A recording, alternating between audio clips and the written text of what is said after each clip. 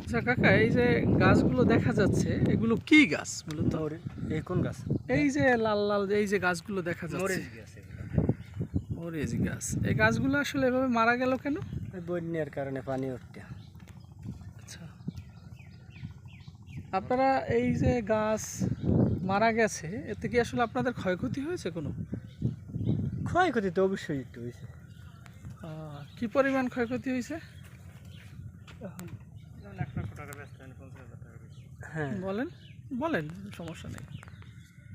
এখন 50,000 টাকা। আগে যদি 50,000 টাকা বেচতাম, মনে করেন এখন এখন আরও মরিচের দাম বেশি। এখন হলো আগে 50 টাকা কেজি বেচতাম, এখন 150 টাকা কেজি। সেই ক্ষতির পূরণে মনে করেন আগে যদি 1 লাখ টাকা